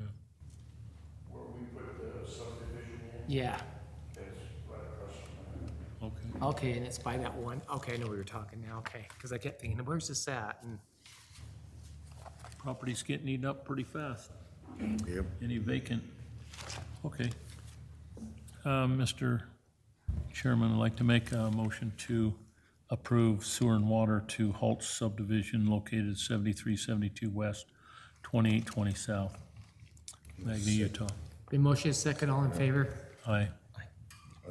The question I keep getting asked all the time is, do we have enough water to provide? And I absolutely tell them, yes, we do. But as myself, I get nervous too. I think if they start doing Little Valley and something like that, it could get really crazy. I think that's the importance of, like we're going through the exercise of the master planning, we look at the full water forecast, Yeah. Our current and our future, very important. And we're pretty Things lucky are where we're at expanding because of our quickly. wells and, all that kind of stuff. But again, with Little Valley, you guys might see it in your lifetime, but I doubt I'll see it in mine. So, I really Well, think, they can move fast if they want to, but. I really think the impact fees, I was looking at some other cities and what their impact fees, it is outrageous. well, when I met with Kennecott here about, 3 weeks ago about Little Valley, when we was having our discussion, is they're not planning on doing anything there till the mining goes down. And every year it's 30 years. So, Yeah, when he read the water use report, the secondary made up 25% of our total use in May, that's good. which is a big number for Oh, us. it is. So a quarter of the deliveries was secondary, which I think in the past, last year it was 22%. So we're still progressing and getting more of that shifted over to secondary, which helps the drinking water. I don't know if they do this in our forecast. I think we ought to keep track, like Harding's is a big piece of property, but I worry more about going up. There are some private owners up towards Little Valley I think we need to keep track of those because the cost of land is not going down. And I think they may want to develop that. We need to have a forecast of what we charge because that is a higher elevation. Yeah. It's going to cost more to get it up there, and we need to make sure we cover those costs for that development. That's, I don't worry about the That sewer, is- but I worry. Yeah, that is on the radar. Yeah. And in the discussions, yep. Okay, well, thank you. Okay, let's move on. Let's go to our project award and agreement. Dallas? Yes, sir, Mr. Chair. So over the last few months, the collections crew, as part of their maintenance, they've been locating and categorizing point and spot repairs within the collection system. This is a bid to repair about 45 different points within the system. And then there's also 19 laterals that protrude out into the main that don't really let us get good access for inspections or good flushing. So we'll have those all cut out and then we'll get these repairs all done. So whoever did the tap in extended into the main? Well, that's part of it, or it could have just settled out, you know. Our cutting tools are a little bit different nowadays. The camera equipment's a little different nowadays. With the higher flows in some lines, you need a wider tractor to get through there, so. But yeah, there are some instances where back in the How's day. the blockage though? It's not, definitely any that would be a concern for blockage have been taken care of. These ones are more for maintenance. Okay. So- So they go in and they just cut that excess off? Correct. And hopefully it doesn't make a leak on the ladder? Right, right. They've got a pretty good system for it, so we haven't had any issues like I that. think they're the ones I seen up in Salt Lake on West Temple doing some liner work and stuff. This Twin D and CNL, they've been doing our point and spot repairs and our manhole slip lines for several years. So, Okay, Mr. Chairman, I'd like to make a motion to approve the manhole-to-manhole slip line and spot repair project within CNL Water Solutions and Twin D Construction for the amount not to exceed $200,000. I'll second that. In motion, second, all in favor? Aye. Anybody have well, I should ask for the discussion, but obviously we don't, so we're good. Okay, Trevor? All right. Haynes number 7, well rehabilitation. We had a bid opening just before our last board meeting, so we put together this recommendation letter for this board meeting. The only bidder was Whittison Well Services. However, they have done this very similar rehabilitation to our Haynes Well number 2 last year, or a couple of years ago. They're pretty much the go-to and only local, and they do a wonderful job. And this is in line with our previous contract we had with them, so we're recommending moving forward with that, with the board's Trevor, approval. based on past experience, what did you estimate this should come in at? So the last one, I think, well, it's hard to judge because we had some redevelopment within that. But if you try to pull that back, it was around 170, and that was 2 years ago. Wow. And so I think this is competitive to what the environment we're in and the work that they would be doing. Okay. So, Any questions? Nope. Anybody have any questions?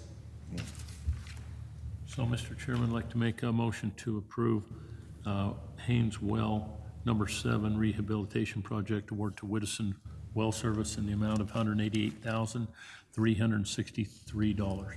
I'll second that. Motion, second, all in favor? Aye. thank you. When we get to these awards and agreements, that's when I start getting nervous. 'Cause 'Cause you have to hear all the me. money. Yeah, all right. So the next one, if you recall, we've been working with Northrop Grumman on this local limit study for a while now. And AE2S and their their team has been helping us review that and make sure that, you know, we're getting an honest, you know, appraisal by Northrop Grumman and their team of what those local limits could be and possibly should be, so that we know if we make any changes that we're not, you know, creating something, an issue for us in the future with that. In doing so, we've had several back and forths, and we've exhausted almost the original agreement amount of $16,572. What we're proposing is just amending that contract for $8,000, intending not to use that full 8 because we've now basically said to Northrop Grumman, hey, here's a list of things that we need from you and answers that we need, and if we can't get those, then essentially we're done with this process. I mean, that's kind of the most blunt way I guess I could say that. How they reacted. Well, I would say, Mr. Chairman, that I don't know that it's probably a bigger ask than what they were originally thinking. I think to know exactly what limits they want modified, I don't think they were prepared to put in the work to figure that out. And we've done as much as we could to accommodate them. I had this conversation with Clint and Trevor. For a long time on the wastewater side, it was, don't ever modify the limits, don't even open that door. And we wanted the approach of, let's figure out what's behind that door so we know what we're up against. They haven't shown anything to us that makes us think that we'll modify any of our limits. But yeah, we've got questions, we've got samples that we want to see, and we've got things that they haven't been able to satisfy. So we're at the point now where we're saying, hey, we've been working on this for a year. We've done internal sampling. We've done as much as we feel comfortable with. In order for us to take the next steps, you owe us ABC. And unless we can see ABC, we're kind of, and that's where we're at. And that communication was about 2 weeks ago. The other thing I'll add to that is we really held off as long as we could, but we started getting pressure from the Division of Water Quality. Okay. If we didn't do something more intensive and that we could defend, they would have a hard time defending us. Sensitive for them though. So, Now, I got one for you, because I've been here forever, at least 72 years. Up in that. You're not that old, are you? Up in that hole, they've not done anything to remediate that where they used to dump. According to Terry, he got taken on a tour, and they would dump all those chemicals into that hole on the south end, right? I haven't seen them do anything to remediate that, to clean it up. And That's where they want the reservoir, right? well, that's what I was gonna say, we should never miss the fact that would be a perfect, that they're never gonna build homes in there. But that might be a great opportunity for a reservoir up there on their property. But you So- know what, the problem they say though, it's federal government and they're not gonna give us access to that because, you know. said no every time. Right, every We'll let time. them take care of it. We don't want We can ask access, we just again. wanna store the water there. Yeah. You can imagine how much storage we I could mean, have. the other option is we could put a more public pressure Yeah. campaign. I mean, that would be an option. Right, but we wanna be, you know what, we wanna stay a good neighbor. Sure. Sure, and I'm just saying it would really help out, it would be a big benefit to the community, but we don't want anybody to have access to it. But I think for You a just let them storage place. maintain it, right? Well, I don't know if it'd take that much maintaining, but I just think about that whole south area. I've never seen them go in and dig anything down or do any remediation over there. So is there still stuff on the surface or, 4 or 5 feet down that's still promoting to come out there? At some point, they haven't put anything in there for 30 years. So if they remediate it, maybe eventually it'll quit migrating down. I'm just thinking remediation and possibly the use of a storage capacity there. That's a lot of area and there's never gonna be used. And so I don't know how we'd work that. I'd like to keep our eye on that though, because to go in and take other areas and make ponds. I think what you're saying though could be the reason why they don't wanna even let us, any change in the use or of the property could trigger them requiring them to do more on-site cleanup. Well, I'm just saying they've never remediated everything up there, and Terry was telling me some things that they admitted that they dumped over in that pit, and I've never seen the vegetation ever moved or anything along that side, and I don't think it's that expensive for the liability that's there. But anyway, but you guys talked about it for future for a reservoir, and I think it's got a big potential there. Maybe the fact it's federal, it's out of bounds, but on the other hand, it is never gonna be used for anything, and it's high enough that it's usable, but I don't know how we'd go even promote that. Maybe every now and then we should reach out to them and just say, hey. And maybe if the city was interested in partnering, that's more political weight, you know. Well, the one thing about it, if they quit dumping for 30 years and they remediate that, maybe it will start to minimize the migration of the perchlorides. It's a possibility, I don't know. But the people you have in there now, since Northrop Grumman took over, nobody's even thinking about that kind of thing. These are people that were there a long time ago, and the new guys aren't even thinking about that. But it exists. So how do we point it out without them shooting us in the head? How do we point out that, why don't you guys remediate that, and it might minimize the migration? Eventually, we won't have to do any perchlorate. I don't know how you bring that up. We need to get. We can think about it. Yep. Consider. I think one more thing I might add, Mr. Chair, is some of the limits that they're asking for some flexibility on are some of the limits that we already have stringent limits within our permit. Total phosphorus for one. So it's like, we don't have a lot of flexibility in what they're asking for anyway. Do they understand that? They try to, but we're a year in and they haven't given us any sample results for what they want to discharge to us. Oh, So it's like, we can't do anything if our hands are tied. Yeah, so kind of going back to this, it's more like, okay, if they do come back with everything we've asked for, we just need a little bit to kind of wrap it up. right. And that's the intention. Well, that's all you can do. Okay.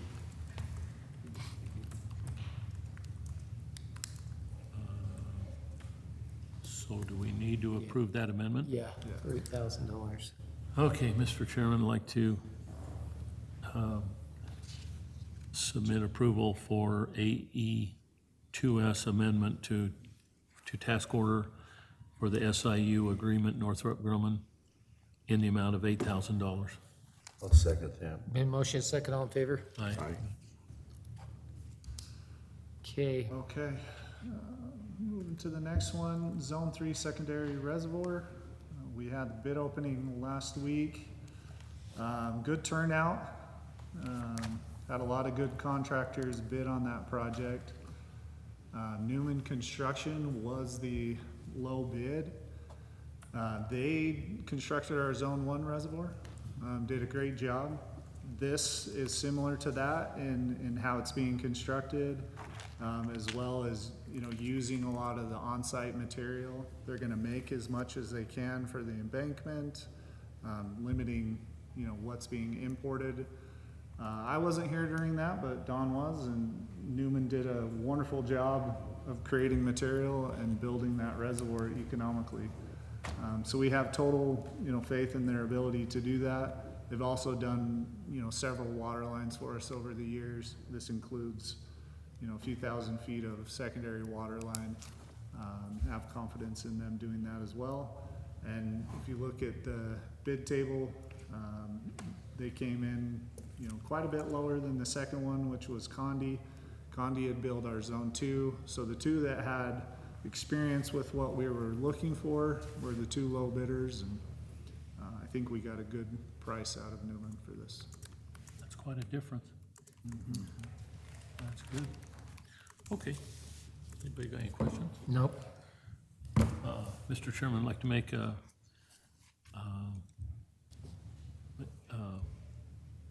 I want to do? Motion. A motion to approve Zone 3 Secondary Water Reservoir Project Award to Newman Construction in the amount of $1,846,368. I'll second that.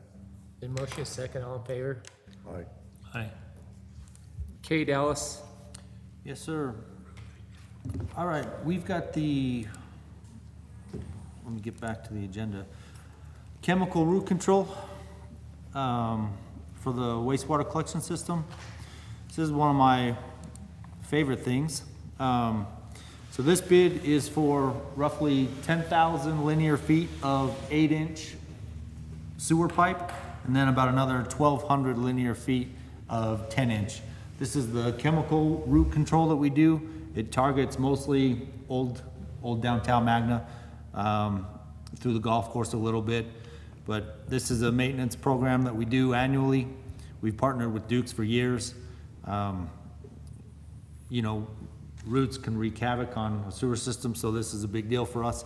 The other thing that's neat about this Dukes root control, they provide a 2-year warranty. So when they come out the following year, we'll have re-inspected all the work that they've done the year before. And if there's any sign of root growth, they retarget everything. Awesome. So, How long does it usually last, Dallas?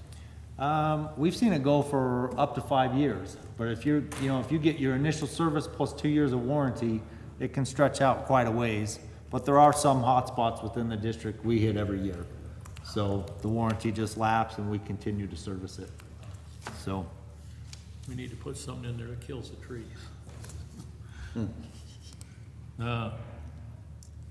Okay, Mr. Chairman, I'd like to make a motion to approve the collection system chemical root control by Dukes annual services in the amount of $22,209.70. I'll second that. In motion, second, all in favor? Aye. Okay, Trevor? Next one, this is for the water reuse project. As you know, that one's completed. We're just kind of wrapping up final things. This is a change order for that project. The summary sheet in there shows the credits and cost additions for a total amount of $42,246.81. Basically an increase in overall contract of less than 0.5%. Which is pretty amazing considering the size and the scope of that project, that it's on an active, older wastewater treatment plant where there could be a lot of unknowns. Corio did a great job. Through each of these, we've negotiated what those costs should be. And if you have any questions, we can discuss it, but I recommend the approval of that change order. How long does it gonna add to the contract to do this change order? No extension of time. This is a reconciliation Yeah, balance, basically an end of project balance. end of project, balance out.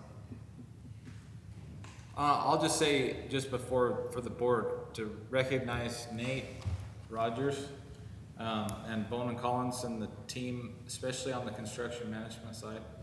Very impressed with their services, and I think he's a big part of why this project really went well. Worked through some challenges along with Trevor and Dallas, and just wanted to highlight that because it stood out on this project. Okay. Mr. Chairman, I'd like to make proposed approval for the WRF reuse project change order in the amount of $42,246.81. The contract amount was $9,261,401.27 to $9,303,648.08, increase of 46%. I'll second that. In motion, second, all in favor? Aye. Aye. 0.46. 0.46. Under 1%. I mean, under 1%. We'll move to the next one. This is for Epic Engineering task order. This is to go along with the reservoir, Zone 3 reservoir construction. This would be construction management and material testing. So as we mentioned, the plan is to use a lot of the existing material to create the material to be used on site, the embankment, some of the road base, gravel, things of that nature. In order to do that and make sure that we have, proper compaction along the way and analysis of that material, there will be material testing, which Epic Engineering can do. So their task order includes a lot of that on-site testing, collection, as well as survey and construction management services throughout. Approximately 4 months of time into that. And like I said, Epic has experience from our past 2 reservoirs, confident in their ability to help us build this reservoir. Don, we're only gonna get you 4 hours a week, that's it? On paper, huh? They'll be thinking about it 24/7. Mr. Chairman, I'd like to make a motion to approve Epic Engineering task order for construction management services for Zone 3 secondary water reservoir project in the amount of $132,000. Second that.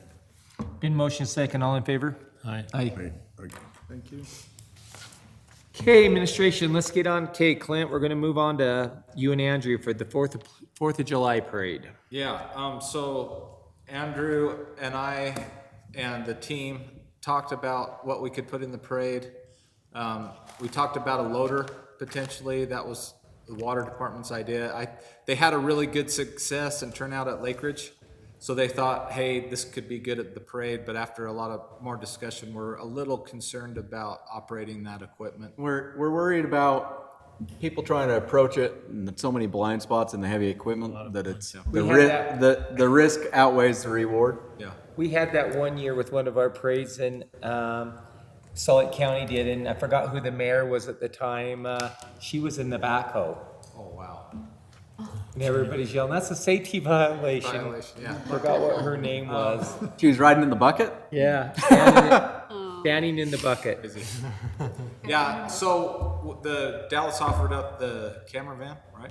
Sure. We haven't been in with the camera van for a while. I don't No, think. and it's got the great messaging. Wasn't we in it last year with the can? I thought every year it's in there. We did the Vector last year, the Okay. water Vector. Okay. We did the Steve's water crew washed it trailer. up. I think we did the water trailer the year Right, before. so who's gonna be We in? got Mark Manzanares and probably Connor McReynolds. Okay, cool. And then I'll be there representing the management team. Are we gonna throw candy?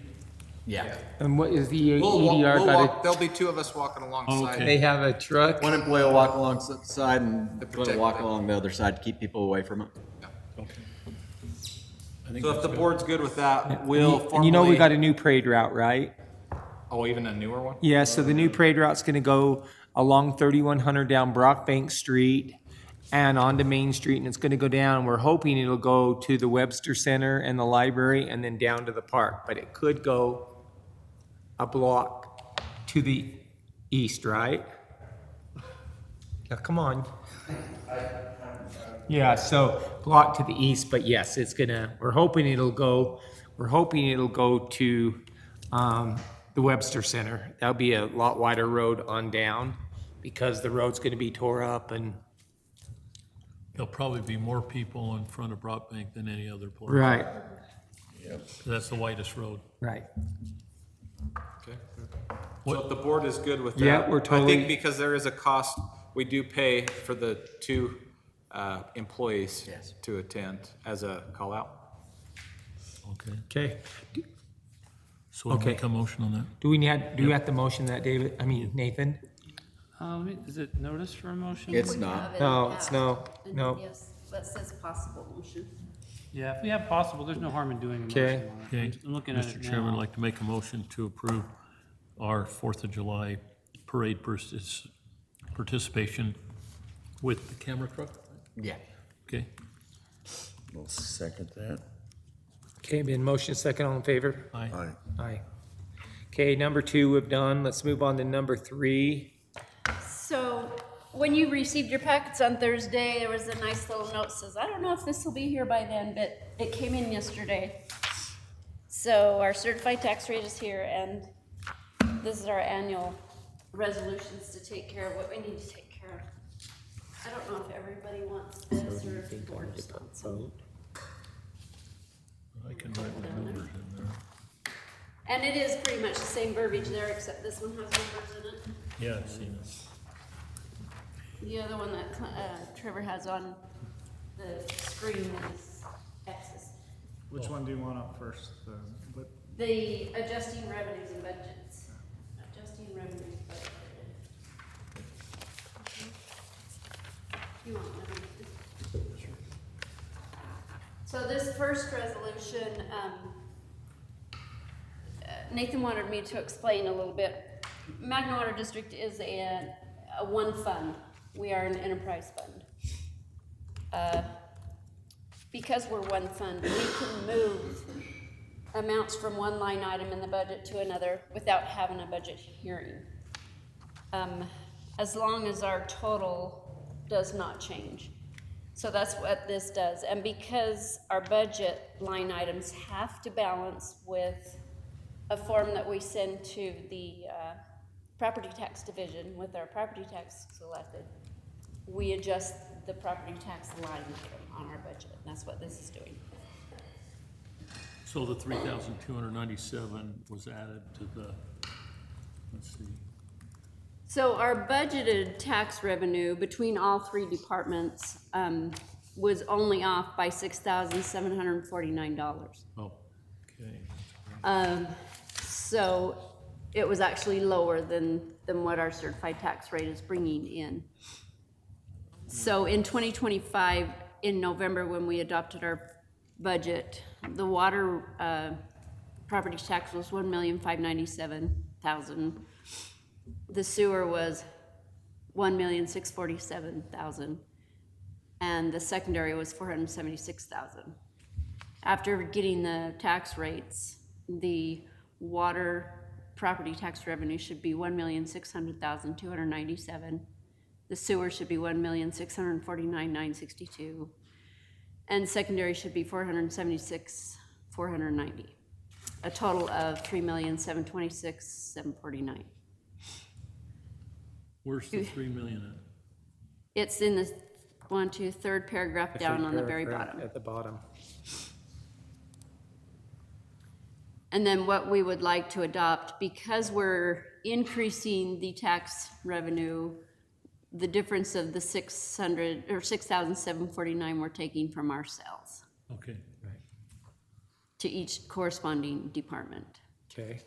so do we need to read all 3 of those underneath now, where, therefore? If you would like, or you can say, I motion to approve resolution to number 2025-04. That's what I would okay. do.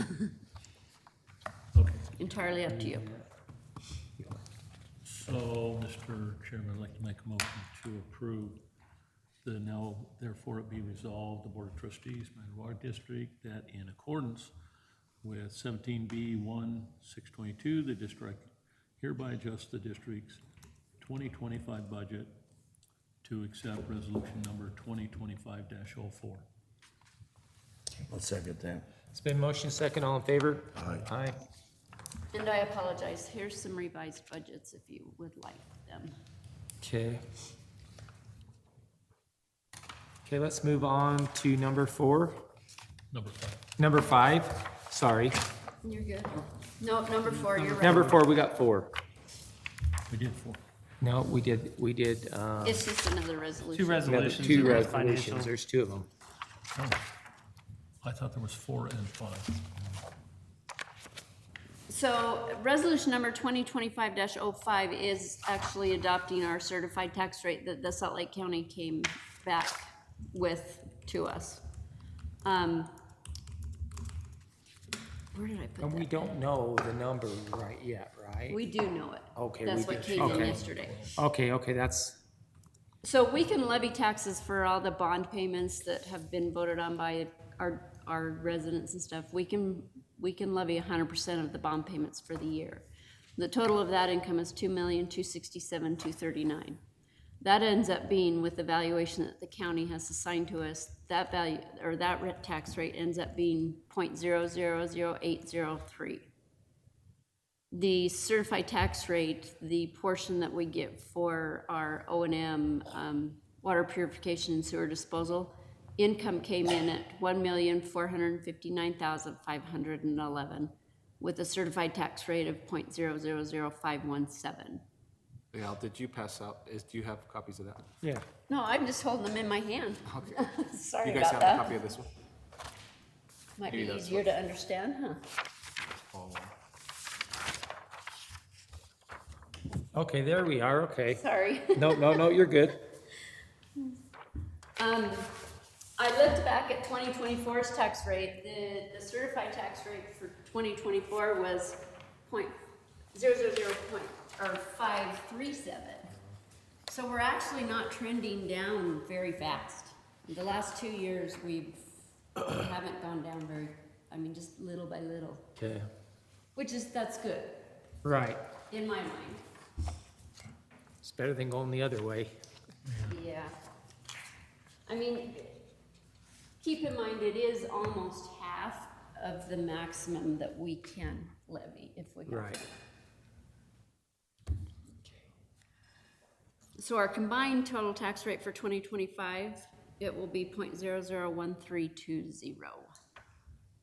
And last year it was 0.001421, I believe. 421, where do you see that?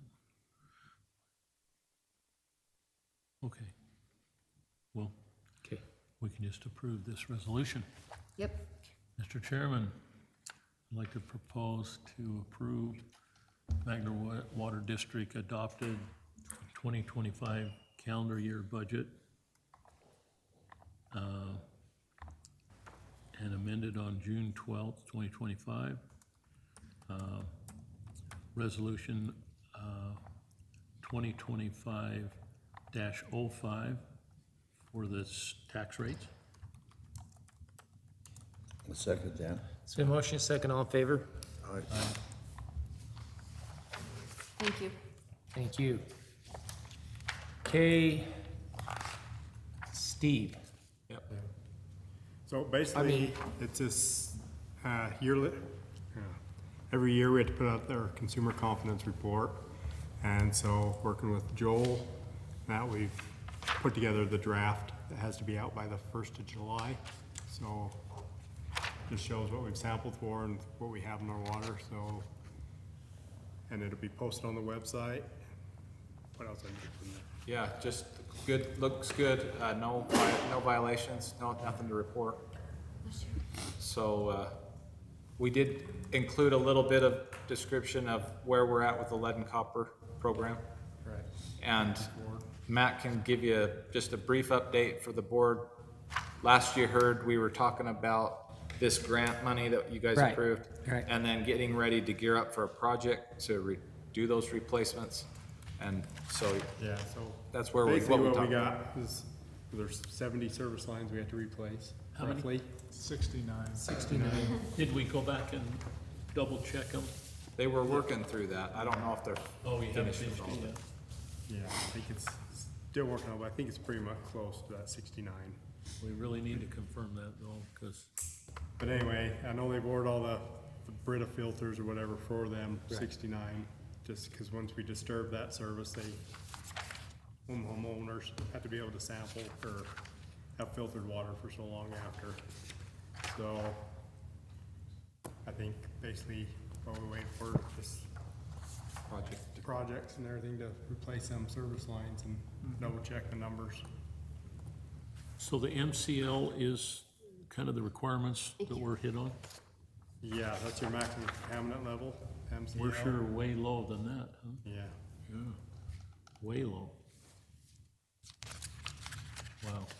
I'd say it's, well, they still say Magna Water tastes like crap. Yeah.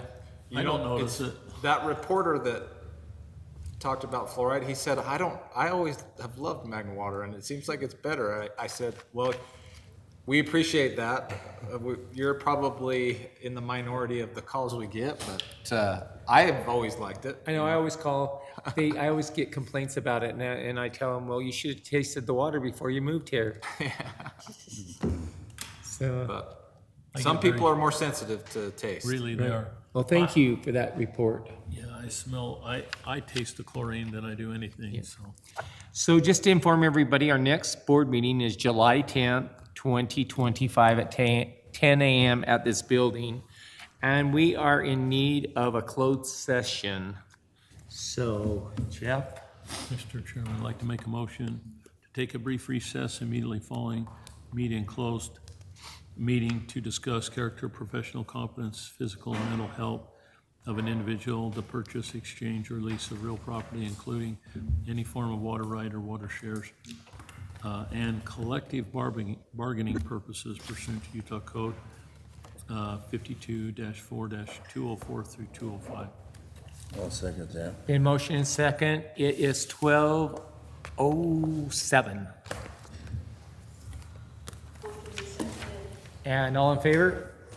Aye. It is 1:37. We need a motion to close the close and open the open. Do you want me to- Mr. Chairman? Yeah, go ahead. I can make the motion. Motion to close, To close. to close the meeting and reopen the public meeting. I'll second it. Okay, all in favor? Aye, 137. or one- Wait, we do need to do, Lee, I'll notice some things on the parameters resolution for the bond, just minor Scrivener's things. They put Magna Water Improvement District instead of Magna Water District. Right. And so we need to do a motion to reconsider the prior motion, because we need to approve it with, what I would suggest is that we approve the parameters resolution with direction to staff to make that wording change, add the new resolution number, and make whatever other Scrivener's corrections are needed. Which one is it? That's the The parameters 5 or the resolution 4? under the bond. Yeah, That's under L, Oh, the bond. sits I am in, yeah. yeah. So we would need to do a motion to reconsider that motion. So do we need to give them some specific language? Yeah, so all you need to do is I move to reconsider the prior motion on the parameters resolution. On the parameter. I think which one that was. It's right there, 2020. I move to approve the, No, move to Sorry. reconsider. Is that the 2025-05? It's no, it's, the, I. No, it's the one for the 06. Oh, the 06. Goodness. Oh, so we need to make it for Magna Water District. yeah, we need to change it from Magna Improvement District to Magna Water District. Okay, move to reconsider. They've got Magna Water Company. Yeah, just put Magna Water So, District. so you would, the motion, we have to do two motions. So the first one would be I move to reconsider the prior motion regarding the approval of the parameters resolution for the drinking water bond.